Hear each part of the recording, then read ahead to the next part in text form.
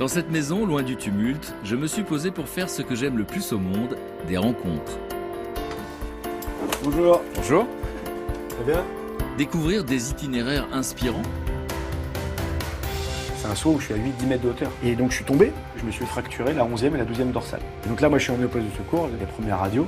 Bonjour monsieur Jamez, bon voilà, je vais vous dire les choses. Vous avez 18 ans, vous êtes fracturé moelle épinière, vous êtes paraplégique. Mais aussi comprendre mieux ses parcours hors du commun, grâce à ces êtres qui ont aidé mon invité à franchir les obstacles et grandir. La règle maintenant, c'est il n'y a pas une personne qui pleurera devant lui. J'ai plus jamais pleuré parce que mon frère était en fauteuil, j'ai plus jamais été même triste parce que j'étais heureux qu'il soit en vie. Une occasion pour chacun d'entre nous de partager mille et une vies. Mais à cet instant précis, j'ignore encore tout des émotions que je vais vivre ce jour-là. Je m'apprête à recevoir Mickaël Jérémiaz. À 35 ans, il est l'un des plus grands tennisman français. Alors pourquoi si peu de gens le connaissent? La réponse est terrible, Mickaël est handicapé.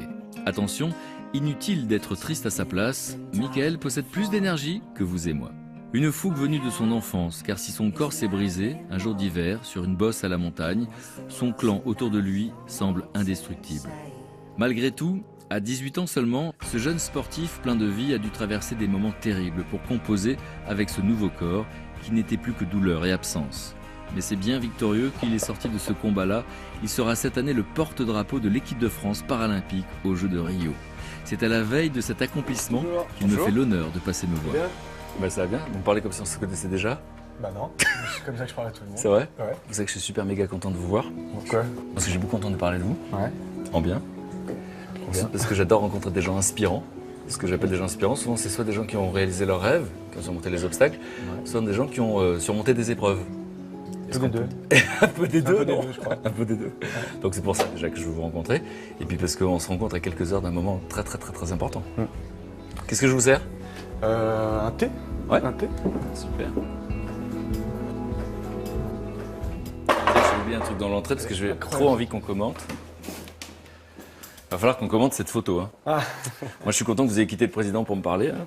Bah à un moment j'ai le sens des priorités. En fait c'est un grand moment au-delà du fait que ça se passe à l'Élysée et avec le président de la République. C'est la première fois depuis, je pense depuis l'histoire des Jeux paralympiques. En France en tout cas, qu'il y a un tel lien entre les athlètes olympiques et les athlètes paralympiques. Moi j'étais à Rio début août, je suis parti avec Teddy Riner et une partie de la délégation. C'est pour ça que vous êtes bronzé? Non, c'est parce que je travaille en extérieur toute l'année, c'est l'avantage d'être joueur de tennis. Mais donc on a fait voyage ensemble, on a vécu cette aventure ensemble, on a inauguré le Club France. Moi, je vous ai dit pourquoi j'étais content de vous recevoir, et c'est très sincère. Et je me demandais pourquoi c'était important pour vous de raconter votre histoire, justement. En fait, moi je suis un privilégié. Je suis un privilégié au sein de cette minorité, mais même de manière générale. J'ai bien profité, quand j'étais joueur de tennis, au tout début de ma carrière en tout cas, à voyager, à m'intéresser qu'à moi, à s'occuper que de moi. Pas être égoïste, mais d'abord moi. Et aujourd'hui, inspiré par mes proches notamment, j'ai eu envie et besoin de le faire pour les autres.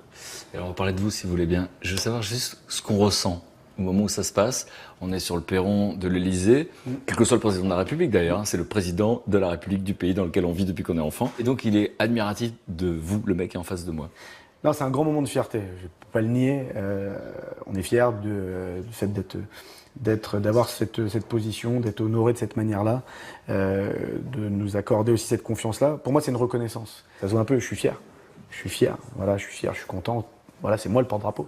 Et donc, c'est des moments uniques. D'ailleurs, si vous la gardez pas, je veux bien vous la prendre. Ah, bah, moi, je voulais la garder, mais je vous fais un double. Ah, bah, je veux bien un double. Non, je voulais la garder dans la maison et faire un double. Moi, j'ai une vieille capture d'écran. C'est vrai avec tous les photographes qu'il y avait. Mais oui, parce qu'après, vous savez, on part, on leur demande pas. Mais non, mais elle est géniale. Ça, c'est un souvenir incroyable. Elle est magnifique, franchement. Bon, alors, vous savez que c'est fou parce qu'on se rencontre pour la première fois. Et on m'a fait un grand honneur, puisqu'on m'a proposé d'être le parrain de cette équipe paralympique. Et j'ai accepté en pensant que j'allais partir avec vous à Rio.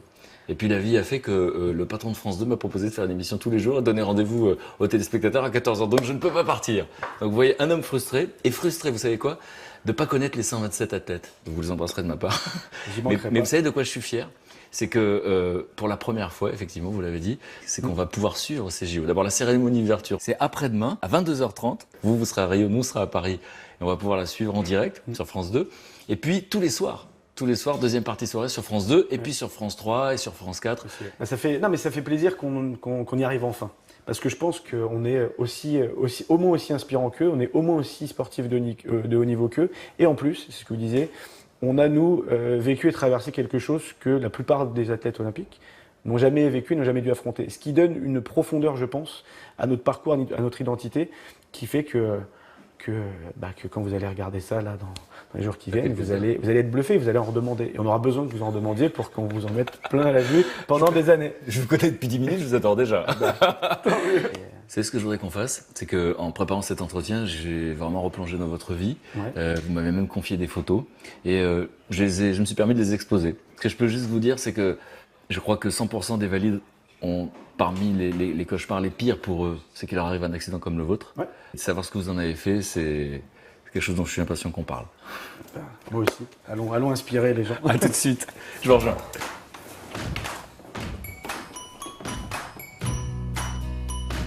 Il a bien vieilli, le petit frère. J'en avais 6 ans, 8 ans.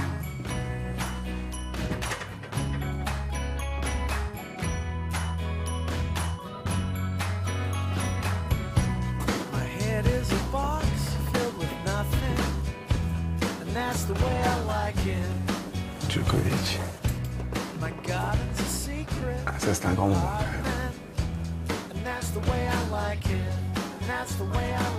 Ah, la médaille d'or, hein, peut-être le plus grand souvenir de ma carrière. Et puis voilà, quand on décide de se jeter d'un avion dans les bras d'un inconnu.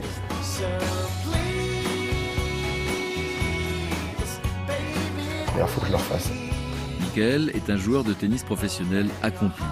Il a amassé un nombre de titres impressionnant, plusieurs fois numéro 1 mondial, 4 médailles olympiques et 5 titres de champion de France.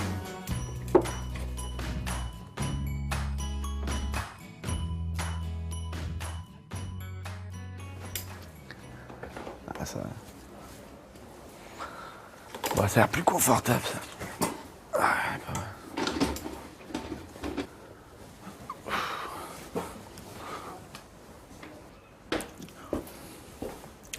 Vous sentez bien? Très bien. C'est magnifique ici. J'ai envie de savoir ce que vous ressentez quand vous voyez toutes ces photos, qu'on voit une vie défiler. Une jeune vie, 35 ans. Jeune vie. C'est quoi la phrase qui vient? En toute humilité, waouh. Ouais. Non, bah, c'est le parcours. C'est le parcours. Celle-là, elle est importante, celle qui est à droite là. C'est mon petit frère qui est derrière moi, là, qui me prend dans les bras derrière. Et là, on est à l'Institut Mutualisme Montsouris, donc dans le 14e. C'est juste après l'accident. C'est après l'accident où j'ai été rapatrié. Et donc, mon petit frère est jeune. C'est là où je me rends compte que c'est le moment où il est adolescent, c'est le moment où lui, il est censé faire sa crise d'adolescence. Et en fait, il l'a jamais faite. Quand moi, j'ai mon accident à 18 ans, ben, lui, à ce moment-là, il n'a pas le droit. Il n'a pas le droit que ça aille pas. Il n'a pas le droit de dire que vous me faites chier à ses parents, à moi. Et en fait, en revoyant cette photo, c'est une évidence. La relation qu'on a aujourd'hui, les besoins qu'on a l'un et l'autre. Et c'est une belle photo. C'est une belle photo. Elle est forte de sens pour moi. Moi, j'ai une question. Quel âge vous avez sur cette photo-là? Vous êtes enfant, vous êtes avec une raquette de tennis. Quel âge vous avez?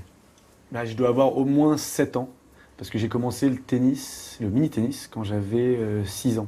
Ce petit garçon qu'on voit là, ouais.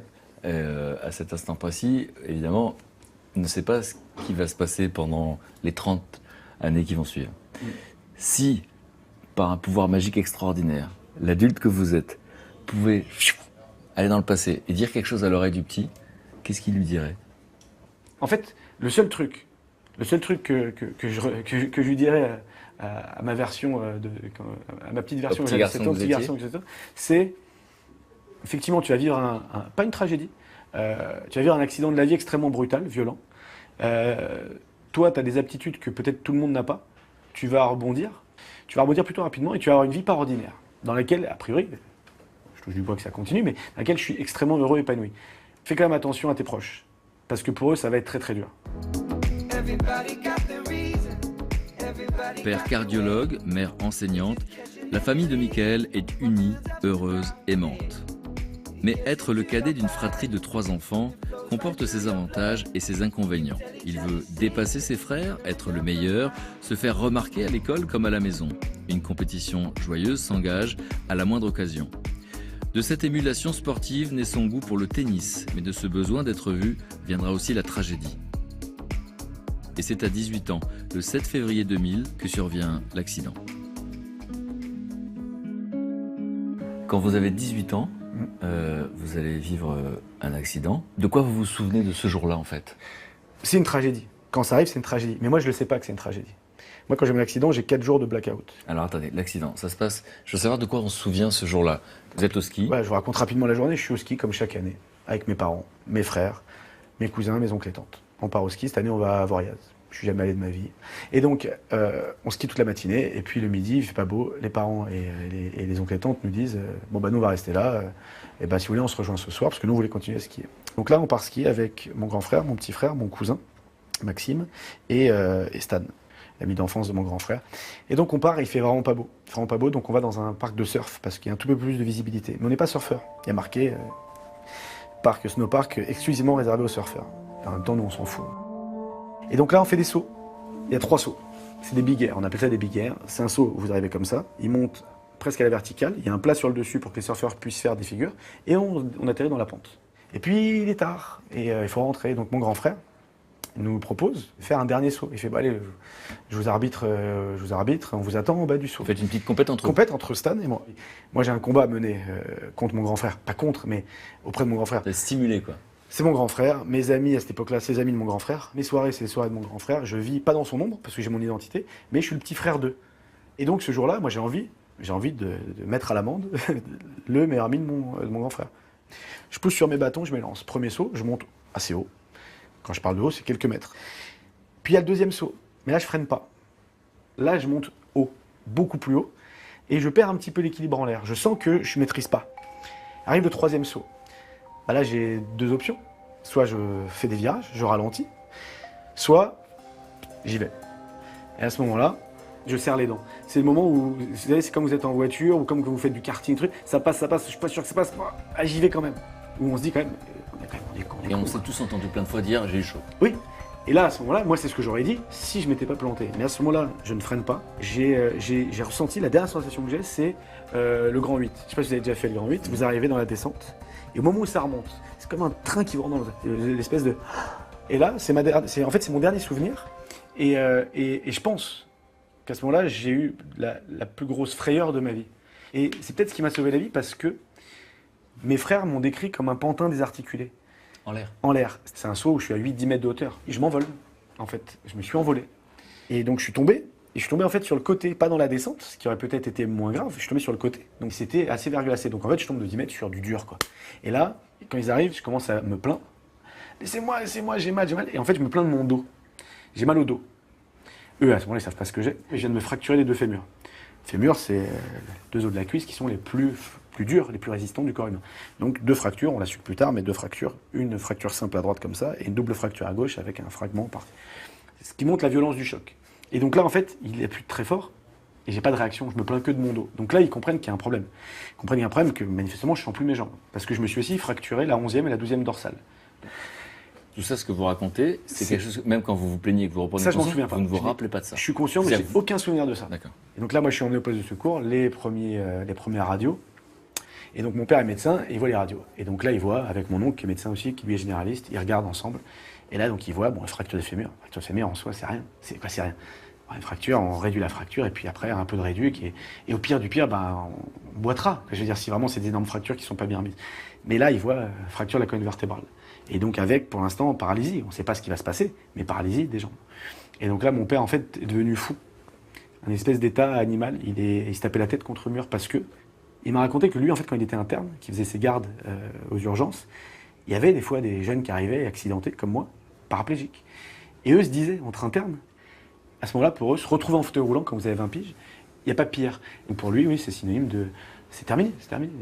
Ma vie est foutue, ma vie est gâchée, c'est terminé. Quand votre père vous raconte ça aujourd'hui, vous ressentez quoi, rétrospectivement? Moi, je suis ému, je suis touché. Mon père, en fait, il s'est reconstruit exactement en parallèle de moi. Il était malheureux tant que j'étais malheureux, et il était heureux quand j'étais heureux. Simplement, un jour, ils ont cru que leur fils allait crever, et leur fils est devenu paraplégique. C'est ça le titre, c'est ça le début de l'histoire, cette deuxième vie. À l'hôpital de Genève, où Michael a été transporté d'urgence, il ne sait pas quelle vie l'attend désormais.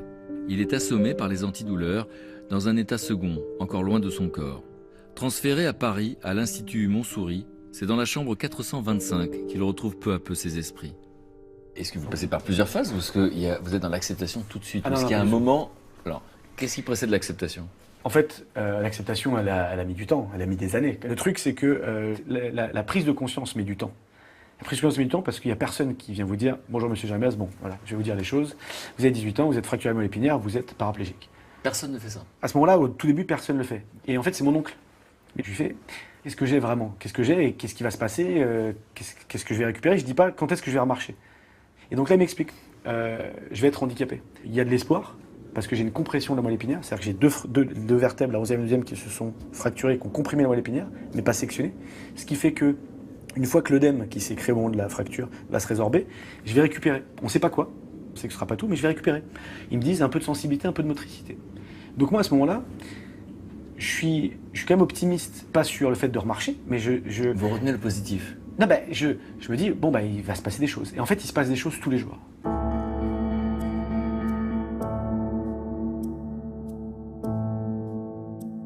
Et je me souviens que pendant 3 semaines, j'ai des centaines de visites par jour. C'est un truc, C'est-à-dire tous les gens qui m'aiment. Vous lisez quoi dans le regard de tous ces gens? Eh ben, c'est drôle que vous me demandiez ça. Je lis, mais je le lis qu'après. Il n'y a pas une personne qui a pleuré devant moi.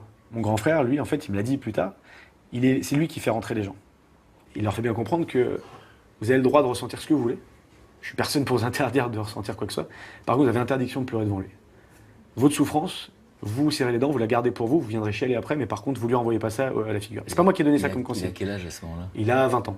À 20 ans, il a 20 ans. Il a cet instinct. Il était, ouais. Et donc, tous ces gens qui viennent me voir, ils me voient en plus, ce qui est très déconcertant pour eux, ils me voient dans un lit d'hôpital en train de vivre ce que eux s'imaginent comme étant la pire chose au monde. Mais en même temps, à ce moment-là, c'est extrêmement dur. Sauf que moi, en journée, ça allait très bien. J'ai pas le temps d'être triste.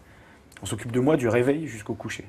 Par contre, quand mon grand frère, qui est 100% du temps le dernier à fermer la porte, qui a m'embrassé, qui me dit bonne nuit gros, à demain, au moment où la porte se ferme, à ce moment-là, c'est l'abandon.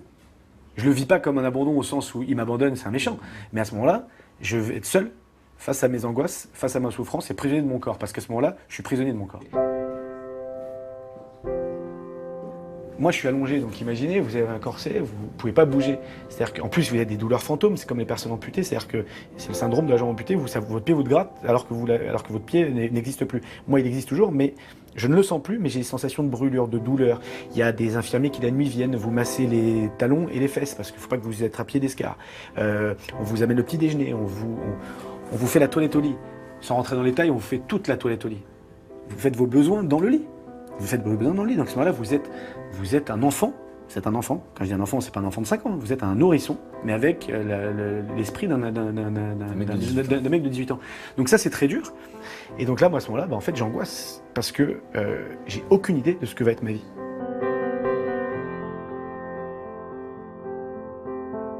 Comment on vit quand on est handicapé? Parce qu'on a parlé des larmes des autres. Est-ce qu'il y a eu des larmes chez vous? Tous les soirs. Tous les soirs. Jamais, très rarement, avec mon grand frère au moment où il partait. C'est lui, pour ça que pour lui, ça a été aussi très dur à ce moment-là. Il fallait avoir une certaine... C'est lui qui s'est pris le pire. C'est lui qui se prenait les parpas, reste encore un peu. C'est lui qui me consolait.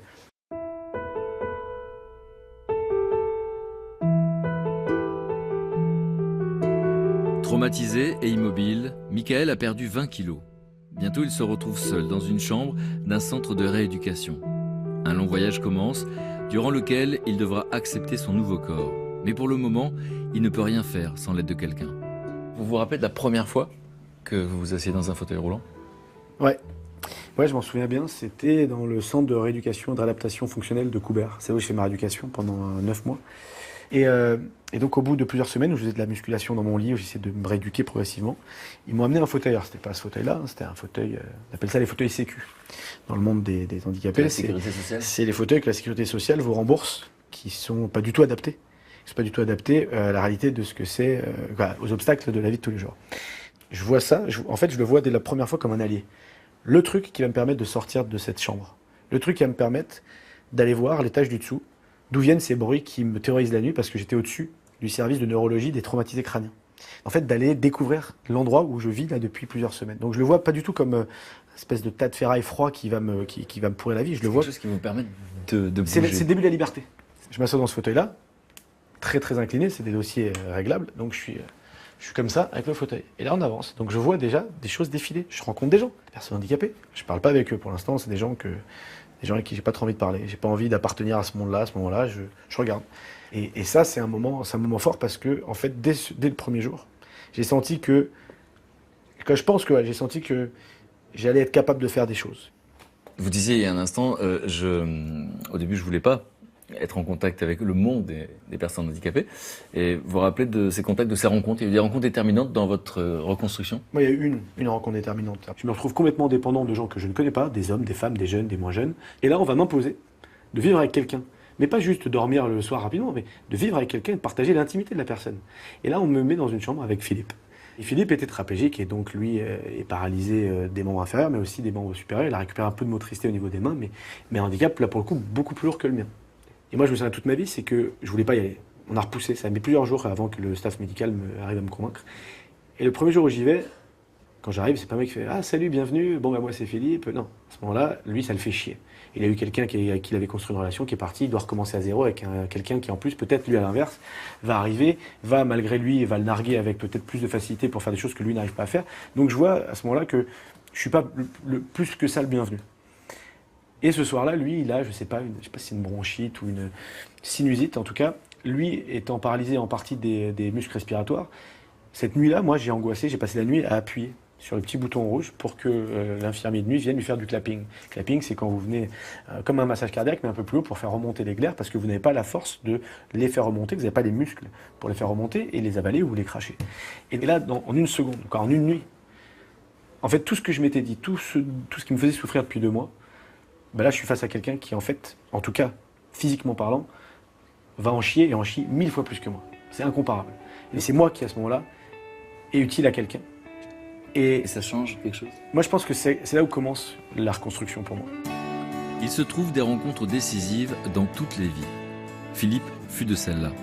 Grâce à lui, Michael peut enfin imaginer cette seconde vie dans laquelle il veut se battre pour lui-même, mais aussi pour les autres. Lui est un gros fumeur de cannabis. Et moi, à cette époque-là, pas du tout. Et pour le coup, lui ne peut pas rouler ses joints tout seul. Et donc, il m'apprend. Sauf que moi, à ce moment-là, je ne savais pas l'effet que ça avait. Et donc, j'ai commencé, à 18 ans, fumer du cannabis. Mais alors, je crois que c'est un peu moins le cas maintenant, mais ça se savait à l'époque. Ça se savait parce que c'était quelque chose qui était nécessaire pour nous. Que ce soit pour les douleurs neurologiques et aussi parce qu'on avait besoin de s'évader. Voilà. On aurait pu prendre des antidépresseurs, certains d'entre nous en prenaient.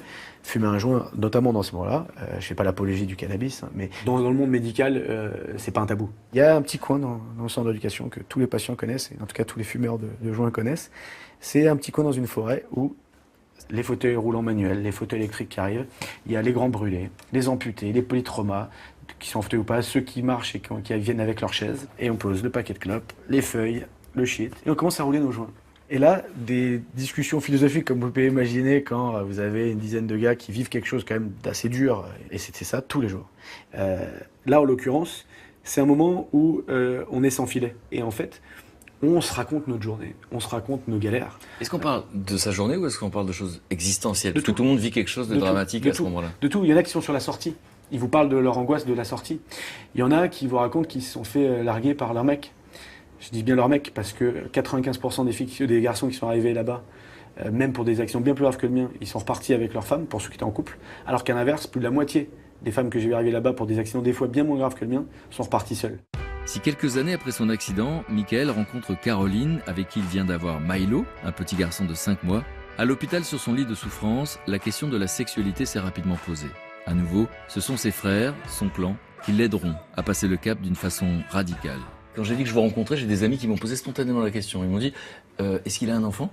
Ouais. Sous-entendu, Est-ce qu'il peut avoir un enfant? quelle est sa vie sexuelle? Ouais. Et donc, quand on est donc frappé par ce qui vous est arrivé, comment ça se vit quand on a 18 ans? C'est un vrai tabou. C'est un vrai tabou. Aujourd'hui, la sexualité des personnes handicapées, c'est un vrai tabou. Moi, quand j'ai mon accident à 18 ans, je vous le disais, au moment où j'ai mon accident, moi, je me fracture la 11e et la 12e dorsale. Je suis paralysé, donc, du nombril jusqu'aux orteils. Et un jour, 3 semaines à peu près après, et l'œdème, donc tous les jours, l'œdème qui s'est créé entre mes deux dorsales se résorbait. Et donc on savait que j'allais récupérer des trucs, mais on ne savait pas quoi. Et au bout de 3 semaines, un matin, la fameuse gaule du matin, un matin je me réveille et je vois que le drap n'est pas plat. Je sens rien à ce moment-là. À ce moment-là, j'ai des jambes un peu engourdies, donc des petites fourmis, mais je sens rien. Et là, je lève le drap. Et là, je suis comme un gosse comme un touriste qui vient d'arriver et qui voit la Tour Eiffel, en toute humilité, bien sûr. Et là, je suis comme ça. Vous la sentez, ça. Ouais, mais parce que le truc, c'est que et là, en fait, la plus grande angoisse quand vous avez 18 ans et quand vous êtes un homme, c'est pas de mettre un pied devant l'autre. C'est ce que vous allez plaire, est-ce que vous allez séduire, est-ce que vous pouvez avoir une sexualité, est-ce que vous allez donner du plaisir, parce que le plaisir, il n'est pas qu'égoïste, c'est de donner du plaisir.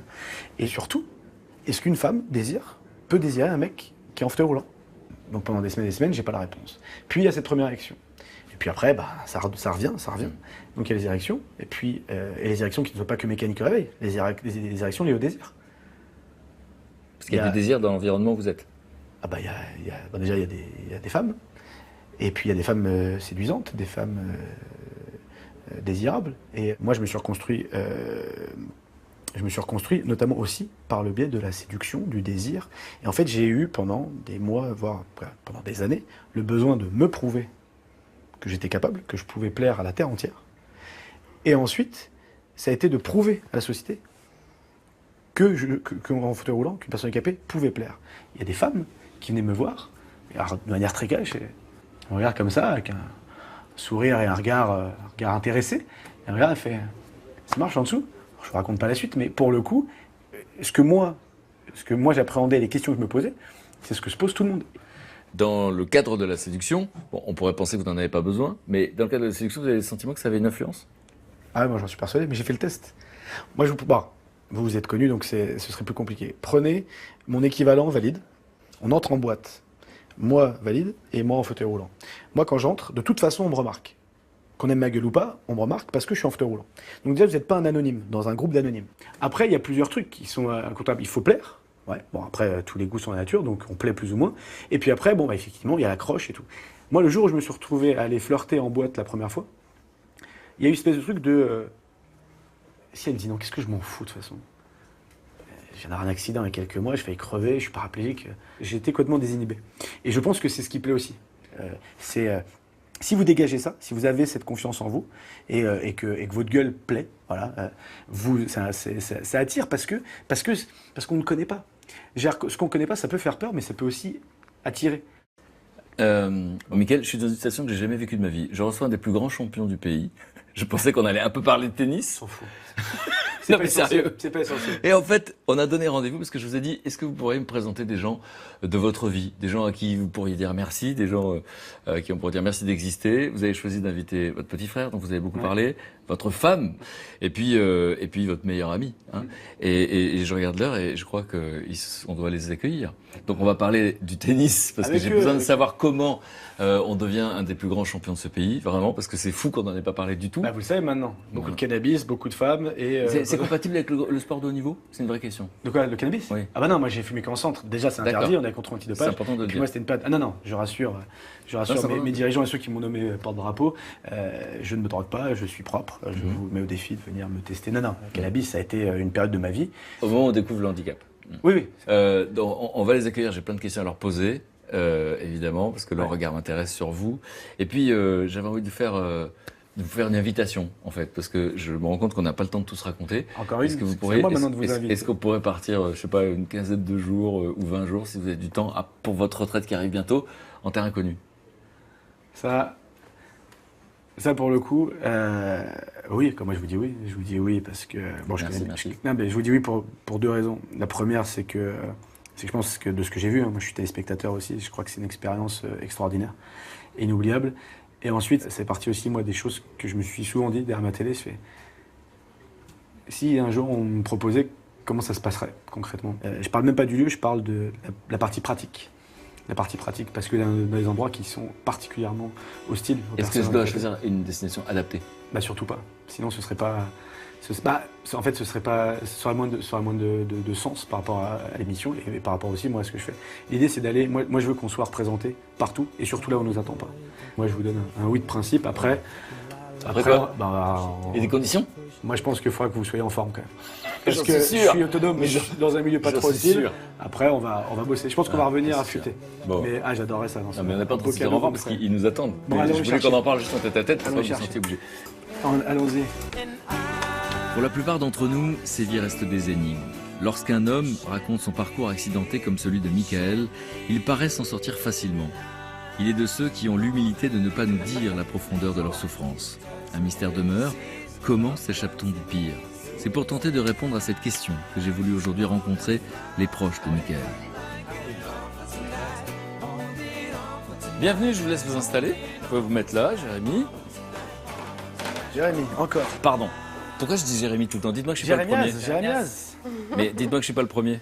Ah non, Tous nos professeurs vous êtes depuis pas la le primaire. C'est Mes ça, frères vous aussi. et moi. Jérémiaz, arrêtez vos jérémiades. Ouais, ça, moi, je l'ai aussi une fois. Bon, Michael, Benjamin, Laetitia, Caroline.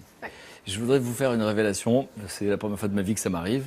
Je reçois un des plus grands champions de ce pays. Et est-ce que vous me croyez si je vous dis qu'on n'a pas du tout parlé de tennis? Ça vous étonne ou pas du tout? Non. Pourquoi? Il aime pas le tennis tant que ça. Mais laissez-moi deviner, il a parlé de lui. Ça, par contre, Bon, ça, on va il parler de adore. ça. Et moi, je compte sur lui. Alors, attendez, moi, je compte sur lui pour me parler de vous, d'abord. Et vous allez me parler de lui. Donc, et vous pensez qu'il en est capable? Ça va être Là, dur. je vous sens ironique. Non, mais c'est bien, c'est un peu. Bon, Non, non. allez, je vous laisse me dire qui sont les gens qui sont là. Et après, peut-être vous me direz, après, d'abord savoir qui est le lien, etc. Et puis après, vous me direz pourquoi vous pourriez leur dire merci, finalement. Merci d'exister. D'accord? Carrément. Je le connais, qui va être très content. Bah, je vais commencer par celui que je connais depuis le plus longtemps. Benjamin, mon petit frère, mon dernier frère, parce qu'on a vu tout à l'heure qu'il y en avait deux, qui a 30 ans. On travaille ensemble depuis quelques années. Il a gentiment accepté de mettre de côté sa carrière, le développement de sa carrière, pour passer du temps avec moi sur les tournois, parce que moi je suis plus en capacité depuis quelques années à faire le tour du monde, et donc en fait c'est mon coach. C'est mon coach et donc celui qui a rêvé de me donner des ordres depuis qu'il est tout petit. Et comme c'est le petit frère, il a jamais pu le faire. Mais je Et sais pas ce que maintenant- ça veut dire, coach, moi, d'un champion de tennis, c'est quoi? Bah ça on pourra, ouais, bah, on peut te demander. Bon. C'est quoi être coach? C'est quoi être coach? Coach, C'est quoi être coach? Non, c'est quoi être mon coach? C'est Ouais, quoi voilà, exactement? ce que j'allais dire, Voilà. parce que être coach, c'est différent. C'est quoi? C'est faire en sorte que sa vie soit la plus facile possible quand il est sur un tournoi. Alors il y a la partie technique, c'est-à-dire que je l'entraîne, on fait de la technique au tennis, on fait du physique, on tape la balle ensemble, on parle de tactique, on brief avant le match, on débrief. Mais j'ai pas la sensation que ce soit l'essentiel. Je crois que l'essentiel, c'est qu'il y ait quelqu'un avec lui qui l'aime bien. Enfin, qu'il aime même.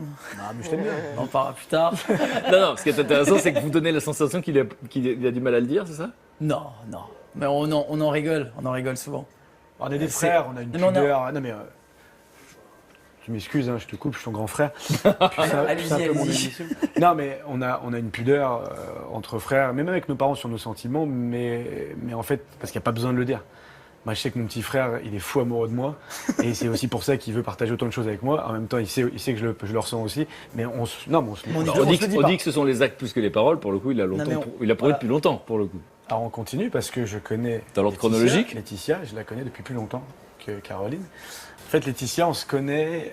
Alors je suis très mauvais sur les dates. Ça fait quoi? On se connaît depuis une dizaine d'années, Ouais, un petit peu plus. à peu près. Un peu plus. Ouais, non. Ah oui, non, plus que ça. 2003. Tu ou venais 2000. d'être numéro 1 mondial de tennis. Vous êtes amis depuis 13 ans. C'est une amie d'enfance de ma belle-sœur. Ouais. Et surtout donc ça. on s'est rencontrés comme ça. On est parti, vraiment le début de la relation, on est parti en vacances. Et donc on a fait connaissance là-bas. On a bien Peut-être qu'il y accroché. a une question qui me brûle les lèvres. J'ose pas la poser devant Caroline. Eh ben pas du tout. C'est ça. C'est pour ça que c'est toujours son Sinon, ami. on ne serait Non, pas mais parce amis. que Caroline mais c'est m'autorisait à poser la question. Oui, bien sûr. Parce qu'en fait, effectivement, avant de vous rencontrer et qu'il nous parle de sa vie sentimentale, et on est là pour en parler, il nous a parlé de comment les femmes l'avaient aidé à se reconstruire, et on a bien compris que c'était un serial lover. Et je voulais savoir, en fait, non, oui, au fond de moi, en fait, je ne sais pas comment poser la question. Bah, si, Ah, non, mais je l'ai rencontré, il était vraiment comme ça. D'accord. C'est ce qu'il J'étais comme- Mais dégageait. la question, c'était est-ce que vous aviez succombé? Bah non, parce que sinon on n'aurait pas pu être amis. Mais Mais après- oui. mais j'ai pas essayé non plus, si j'ai bonne mémoire. On a.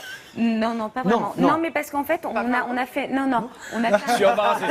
Vous m'en voulez d'avoir posé la question? non, ou pas pas vraiment, mais parce que je veux dire, en fait, on a fait un long courrier, on a beaucoup partagé pendant ce long courrier. Dans un avion, c'est ça? Dans un avion. C'est la première fois que je partais en vacances avec lui. D'accord. Et, Et je sais pas si tu te souviens, mais on Mais a ils étaient beaucoup quand même- parlé de mon handicap.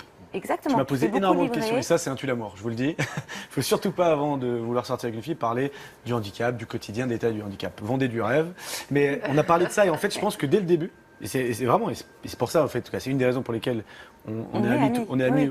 C'est qu'en fait, je pense que, en tout cas pour moi, pourtant Didier est une belle femme, mais elle a toujours été asexuée pour moi.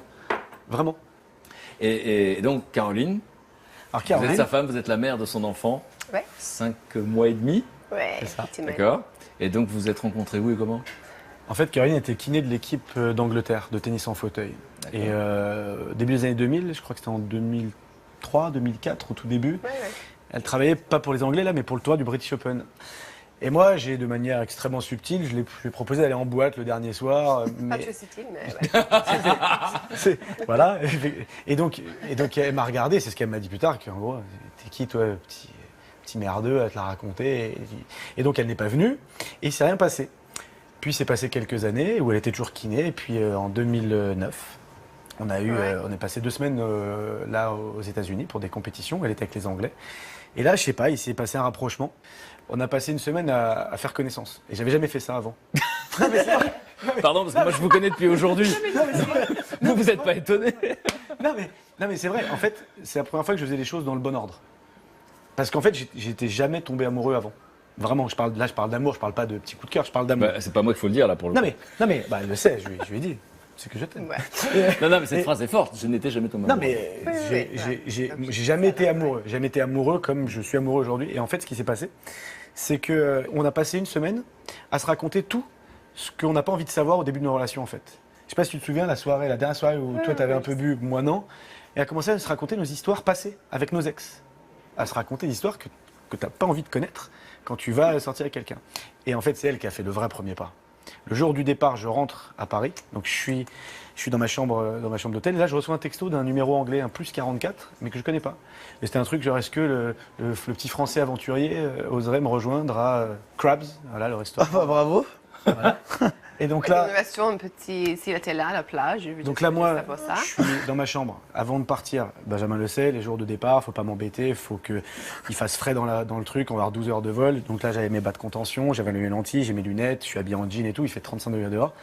Et là, au moment où il y a ça, je me fais, qu'est-ce que je fais? J'ai 1 heure, tac, tac, les retours. J'y vais direct. Et en fait, c'est là où moi, je me Non, suis mais rendu compte. avant ça, Ouais. parce que tu es très arrogant, il m'a répondu, il m'a envoyé un message, il a dit oui, mais si tu veux me joindre dans le bain, J'avais oublié. je dis encore sur la J'avais plage. oublié. Et lui, je suis toute nue dans le bain si tu veux me joindre. Non, c'était pas ça que je pensais, mais Oui, après. Et quelques années plus tard, attendez, c'est magnifique, parce que Oui, quelques non, années j'avais plus oublié ce tard, petit il détail. y a un enfant plus tard. D'abord, je ne voulais pas, moi, faire l'aller-retour et tout, parce que je savais qu'il y avait le départ. Effectivement, j'ai proposé de me rejoindre et de prendre un bain, comment je t'ai dit, like, naughty bath, un truc comme ça. Un bain crapuleux. Un bain crapuleux. Bref, elle bain, m'a je dit, non, pas pour l'instant, donc bref, j'y vais. Et en fait, sur le chemin, j'avais le cœur qui battait. Et je me souviens de tous les moindres détails. On arrive sur le pont, il y a un pont pour arriver de l'autre côté de la baie, et là, le taxi ne double pas les voitures. Je fais, mais accélérez, qu'est-ce que vous faites? Il fait, on peut pas, ici, il y a un cortège funéraire, et on ne peut pas les doubler. J'étais fou, j'étais limite à insulter le mort parce que je voulais passer. On arrive là-bas, et là, elle est là, elle m'attend, et là, il se passe une scène d'adolescent pendant 15 minutes, comme ça, on se regarde pas, on parle des gens, on parle mal des gens, on tourne autour du pot, et puis là, moi, il faut que je parte, j'ai mon avion, elle a son avion quelques heures plus tard, et dans le taxi, je lui fais la phase la plus pourrie du monde, là, pour le coup, Ah ouais. la plus ringarde du monde, genre, juste au moment d'arriver, t'as déjà embrassé un Français à la plage de trucs, à l'arrêt d'un taxi, un dimanche, truc ridicule, bon bref, on s'embrasse. Là, elle n'étant pas du tout sûre de ce qui va se passer entre nous, elle me demande qu'on la dépose là, à cette entrée de l'hôtel. Moi, je passe de l'autre côté. Et puis, moi, je suis censé partir après. Je rentre à Paris. Je suis censé partir avec Benjamin à Tel Aviv pour le tournoi pour l'Israël Open. Puis ensuite en Asie pour des tournois. Et là, en fait, arrivé à Atlanta, moment de faire la correspondance, retard de 3 heures. Tous les passagers dégoûtés, le seul qui a une banane comme ça, c'est moi, parce qu'elle, elle arrive 1 heure après à Atlanta. Et juste pour les 2 minutes. Mais c'est comme dans les films, ça se Non, passe mais- en plus dans un Ouais. aéroport. Et là, Mickaël découvrit l'amour. Et c'est ça. Et donc là, je me cache parce qu'elle voulait pas que ça se sache. Tant qu'il n'y a pas de sentiments et tout, elle voulait pas que ça sache qu'on est sortis ensemble ou qu'on est couchés ensemble.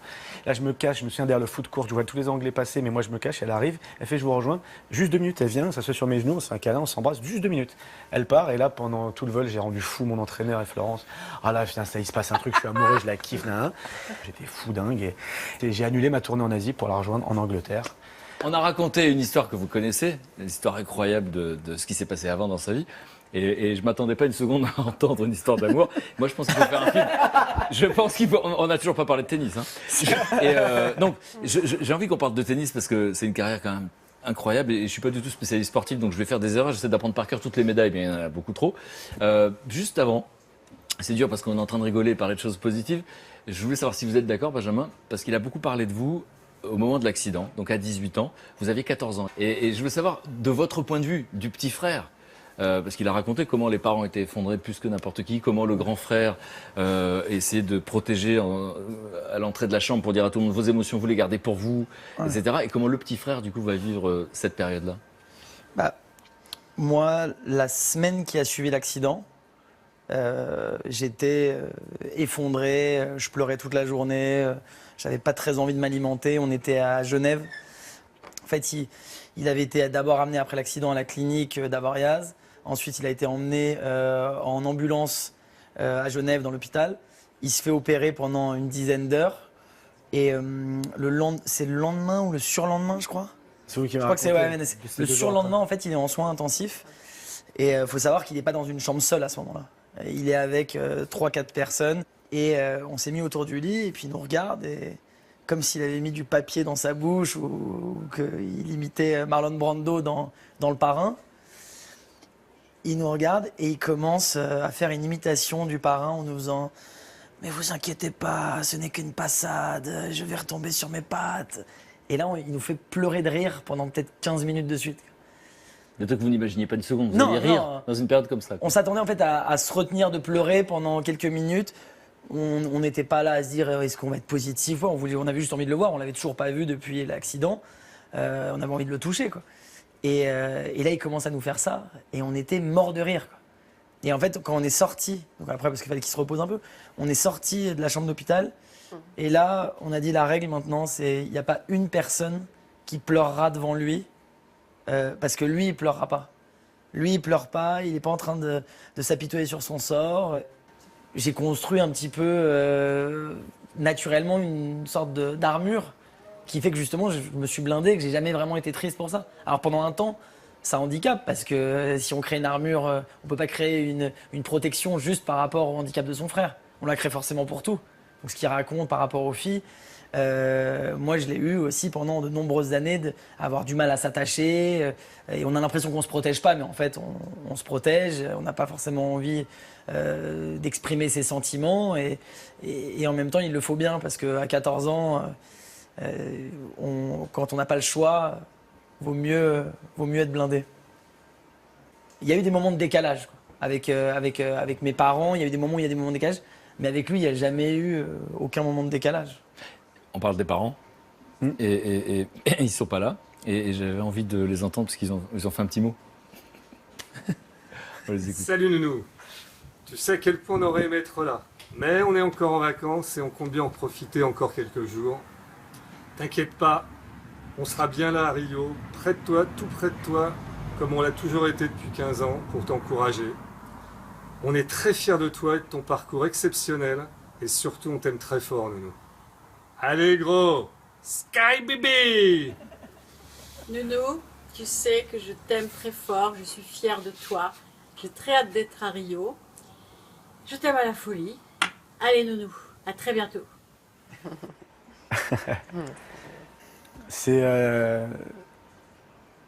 Ils ont toujours été là. C'est-à-dire que là, tu vois, c'est marrant. Mon père dit ces 15 dernières années, depuis 15 ans. Mon père fait pas référence à 16 ans depuis la date de l'accident. Il parle depuis la première fois que je joue au tennis. Ouais. C'est-à-dire que mon père, et c'est pas pour rien, parce que 15 ans, ça fait 15 ans que je joue au tennis. Et en fait, mon père, si on prend l'exemple de mon père, il a été le plus présent depuis que j'ai tapé ma première balle de tennis en fauteuil. Alors que l'année de mon accident, il n'a pas été le plus présent. Mais en même temps, chacun a fait ce qu'il pouvait faire et ce qu'il était en capacité de faire. C'est vrai qu'on vous a vu avec une raquette quand vous étiez petit, mais au fond, avant l'accident, j'ai pas l'impression que vous aviez décidé d'être champion de tennis. Ah. Vous envisagiez quoi? Si je vous avais rencontré avant l'accident, qu'est-ce que vous vous imaginez faire plus tard? Vous auriez dit quoi? Moi, j'étais en fac de langue étrangère appliquée. Pour faire quel métier? Aucune idée. Non, mais vraiment, c'est ce que je vous disais tout à l'heure. J'adorais les langues. Il s'avère qu'il y avait beaucoup de filles dans l'amphi, dans la filière que j'avais choisie. Non, je savais pas. Je savais pas du tout vers quoi j'allais, Okay. simplement. Deuxième question. Est-ce que c'est vrai, alors je ne sais pas si vous étiez là physiquement, que vous avez vu un match avec des personnes qui avaient un handicap, c'est ça? Ouais. Donc après l'accident. C'était Et la on coupe. m'a dit qu'il avait dit, dans un an, je les bats. Non, de manière très précise. J'ai mon accident le 7 février 2000. En mai, il y a le directeur sportif du tennis handisport qui vient me voir dans mon centre de location parce qu'il a appris qu'il y avait un jeune paraplégique ancien joueur de tennis. Il vient, il me dit je t'invite à la Coupe du Monde par équipe de tennis en fauteuil et pour voir la finale. Et là, la finale, c'était Australie contre Pays-Bas. À cette époque-là, les 4 premiers mondiaux sont australiens et hollandais. Et je viens, je suis avec mon père et mon grand frère. On regarde, je les regarde jouer. Et à la fin, moi, ce que je me souviens, mais ça revient au même, puisqu'ils étaient numéro 1, 2, 3, 4 mondial, je dis à la fin, alors ça correspond aussi à la grande gueule que je peux avoir, je fais, vous savez quoi, un jour, ces mecs-là, je les battrai. Et la Et prophétie. c'est une vanne à ce moment-là ou c'est une prophétie? C'est quoi? Bah, la prophétie, elle se réalise. Voilà. Mais vous, 5 quand ans vous plus le tard. dites, qu'est-ce qui se passe dans votre tête à ce moment-là? Bah, en fait, à ce moment-là, je suis en train de voir un sport qui me plaît, parce que c'est pas le même, ça reste du tennis, mais c'est dans un fauteuil. Je me dis qu'il y a moyen de faire quelque chose parce que je les vois jouer. Donc je m'imagine moi assis dans un fauteuil, ce que ça donnerait alors que j'ai jamais joué. J'ai dit un jour je les battrai. Mais la prophétie, c'est réalisé. À ce moment-là, c'est plutôt une grande gueule, Oui, oui, voilà. égocentrique. C'est ça que je veux savoir. C'est que bon, vous n'arrêtez pas de le vanner et on Non, sait parce très que bien. 5 ans plus tard, ça, c'est une grande gueule quand tu réalises pas la prophétie. Mais c'est toujours facile de parler de Ah oui. prophétie après coup. Eh ouais, mais on est en 2016, c'était en 2000. Là, c'est qui le Voilà, numéro un? là on voit C'est le qui qui a vrai, là gagné on voit le vrai. C'est super que vous soyez là, parce qu'évidemment avec moi tout seul, il n'était pas comme ça. Non, non, D'accord. Donc, non. Alors vous savez pourquoi c'est incroyable, parce que comme vous plaisantez tellement, je réalise pas que l'homme qui est en face de moi est multimédaillé et champion du monde, etc. Rappelez-moi ces titres, parce que j'ai essayé de les apprendre par cœur, vous les connaissez. Ah ouais, rappelle-nous, rappelle-nous. merci. Parce que lui, Mais vraiment, si je lui demande, vas-y. il va Moi, avoir j'aime l'air pas en parler, immodeste vas-y. et je voudrais pas qu'il ait l'air immodeste. Voilà. Benjamin. Aux Jeux paralympiques d'Athènes en 2004, il a eu le bronze en simple et l'argent en double. Ah mais t'arrêtes Il est pas. content, il est content. En 2005, En 2005, il devient numéro 1 mondial de tennis handisport. Ensuite, 2008, l'or à Pékin en double. 2012, le bronze à Londres. Et Rio, l'or en double et l'or en simple. Je me suis dit, il y a Dans déjà la- eu les dans la- JO. dans la Donc là, on profi- parle du la- futur. Laurent Doux. Non, et alors, en vrai, je vais le dire maintenant parce que j'ai peur d'oublier, vous avez des ambitions de médaille pour Rio? J'ai l'impression Ouais. que pas du tout. Moi. si. Si. Si, j'ai l'ambition d'une dernière médaille, sinon je ferais pas tout ça. D'accord. Après, en simple, j'ai été blessé l'année dernière, on a eu un petit garçon il y a 5 mois et demi, on a fait le choix que je parte pas en tournoi en mars et en avril, donc ce sont des tournois importants, je suis sorti du top 8 mondial, donc je suis capable sur un match de battre n'importe qui, on l'a fait l'année dernière, on a battu les, je dis on parce que Tu peux dire c'est 11, génial. c'est pour beaucoup. j'ai battu les meilleurs mondiaux Ouais. l'année dernière, donc je suis capable de le faire, mais je suis que 16e mondial, donc dès le 3e tour, je vais jouer un des 8 premiers mondiaux, donc ça va être dur. Et en double, par contre, on est tête de série numéro 3, donc on est podiumable, donc évidemment, quand on est compétiteur et qu'on a un tel palmarès, Benjamin en parlait encore tout à l'heure, évidemment, on ambitionne une médaille. Après demain soir, vous serez à Rio et j'aurais adoré partir avec vous, mais je vais vous regarder à la télévision sur France 2 à 22h30 en direct. Et je voulais juste partager une émotion avec vous. Vous me racontiez ce qu'on vit dans ces moments-là. Vous allez nous décrire, c'est une victoire importante. Je crois que c'est à Pékin.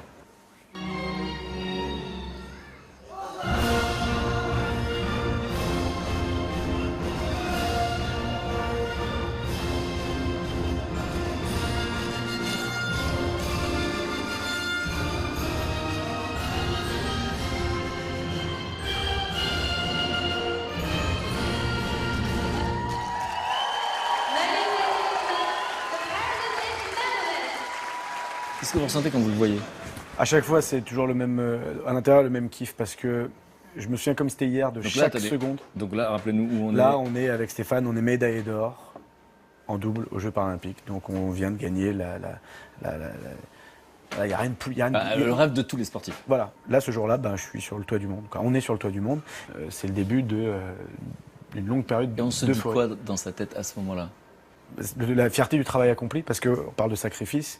Vous le voyez, toi tu le vois au quotidien. Et puis ça peut être chiant, c'est des sacrifices pour tout. Moi je passe à côté de mariage, à côté d'enterrement, à côté de moments importants de la vie de mes proches parce que j'avais des obligations et que j'ai dû faire des choix. Et là c'est la plus grande récompense. Et le fait de le partager aussi avec quasiment tous mes proches, c'est un moment inoubliable et c'est peut-être le moment de ma carrière sportive le plus intense. Et aussi parce que On entend la Marseillaise aussi. alors, c'est pas la Marseillaise, c'est ce que ça représente. La Marseillaise en soi, bon, Alors je devrais pas dire ça parce que je suis C'est pas la plus belle mélodie Je suis du monde, porte-drapeau de l'équipe de France. Non, moi c'est le passage marchons. Je trouve que c'est pas très adapté aux gens de ma condition. Et donc je vais peut-être la réécrire parce que on est quand même plus. Bon bref. Et donc là, à ce Il moment-là, l'a écrit il y a longtemps. je sais, mais à l'époque on survivait pas longtemps. Et donc c'est ce que ça représente. Et je m'en suis jamais autant rendu compte qu'aujourd'hui. Alors que je suis pas favori pour une médaille d'or, mais parce que je suis porte-drapeau de la délégation française, Et de ce que ça peut représenter, justement, de représenter son pays, de représenter un groupe, un collectif, de les emmener à Rio, d'entrer dans un stade. Demain, je suis le premier quand dans le stade Maracana, 80 000 personnes avec les 125, parce qu'on est 125 athlètes qui seront juste derrière moi. On va entrer ensemble, où là on est, pour le coup, parce que ça, je le sais, on reçoit des milliers de témoignages tous les jours, vraiment, c'est en train d'exploser, le soutien d'un peuple. Et on l'a pas eu, on l'a pas ressenti en tout cas en 2004, et ça fait que progresser. Laetitia, qu'est-ce que vous avez envie que je retienne finalement de lui? C'est une belle personne, une personne attachante. Quelqu'un d'extrêmement fidèle en amitié, en amour, au sein de ses proches et de sa famille. Enfin, voilà, il a ce côté à vous envoyer. Enfin, pour moi, c'est le meilleur médicament, qu'il soit en termes d'énergie positive et il faut pas trop qu'on lui dise en fait. Parce que Je savais. Je me dis, ils n'ont pas vanné depuis une minute. Super. Alors on va se Non, il est ému. Que t'arrêtes pas en si bon chemin, je savais pas que j'étais un antidépresseur. Caroline, Oui. c'est la même question, vous le connaissez bien aussi. Je veux savoir ce que vous aimeriez que je retienne. Parce que Ouais, je pense plutôt que c'est quelqu'un qui est passionné par la vie. Donc, c'est quelqu'un qui profite de la vie maximum tout le temps. Et c'est pour moi le sentiment que j'ai avec lui. Donc, oui, pour moi, c'est génial et c'est jamais ennuyant. je lui ai proposé tout à l'heure de partir en terrain inconnu. Vous pensez que c'est une bonne idée, 20 jours en tête à tête? Ouais, mais seul, ça va être compliqué. Il lui faut un accompagnateur. Bon, ok. Vous savez, ce que je vous propose, c'est de rester entre vous pendant quelques instants, parce que vous m'avez présenté des gens qui comptent, et j'aimerais vous présenter à mon tour des gens qui comptent. Certains sont amis avec moi depuis très longtemps, d'autres depuis pas longtemps, mais alors ça devient très très fort. Et alors ils me mettent de bonne humeur. Vraiment parce que ils sont un peu choqués finalement parfois des injustices dans le monde dans lequel on vit, des fléaux de société, et au lieu d'être impuissants ou d'être tristes, ils cherchent des solutions. Et ils cherchent des gens qui trouvent des solutions qui marchent. Donc j'espère que vous allez comprendre pourquoi je les adore. D'accord, je vais voir en cuisine, parce qu'ils sont en train de faire à manger pendant qu'on se parle. Je vais voir où on en est, d'accord. On se retrouve à table, je vous laisse entre vous. Ok. À tout de suite. À tout de suite. Là, ça me ressemble pas. Regarde-moi comme c'est pas terrible. Bah attends. Bien ça, regarde, il faut que ça, on voit quand même bien. Salut. J'arrive pas à couper le chou. Ça va? Elle est en train de flinguer toute notre... Moi, je suis en train de casser le chocolat, j'y arrive pas. C'est simple et net, je suis pas dégourdie, faite pour la cuisine. En tout cas, elle est magnifique cette maison. donc, moi, je vous propose plutôt que de venir à Perpignan l'année prochaine, on réserve ça, on sera très bien. C'est une recette qui vient du bout du monde? Ouais, Bolivie. Curry coco quinoa. C'est vrai? Ouais. Bon, je suis impatient de vous présenter mes invités. C'est-à-dire que c'est des gens formidables. Bon, d'abord, on a la chance d'avoir, je vous rappelle, à déjeuner aujourd'hui, quelqu'un qui, après-demain soir, va être vu par je ne sais pas combien de milliards de gens sur la planète, puisqu'il tient le drapeau de la délégation française paralympique. Il a des amis formidables, je dis que moi aussi, ça vous met pas la pression? Un peu quand même. Non, et je leur ai expliqué qu'en fait, vous alliez me présenter des gens formidables et des initiatives qui marchent, comme on dit, d'accord? Pour qu'il y ait des gens qui changent le monde. Alors, donnez-nous moi un petit peu envie, là, pour que je retourne les voir. Moi, je vais vous présenter une personne qui a changé de vie. Qui a eu le courage de changer de vie, parce que tout le monde rêve de changer de vie, mais... Voilà, qui a changé de vie et son projet a pris une autre ampleur que ce qu'elle avait prévu au départ, mais en tout cas, elle a écouté son intuition pour aller au bout de ses rêves et faire de sa passion un nouveau mode de vie. Et elle a surmonté ses peurs, et moi j'ai peur. J'ai peur de Brigitte. Bon, à tout de suite.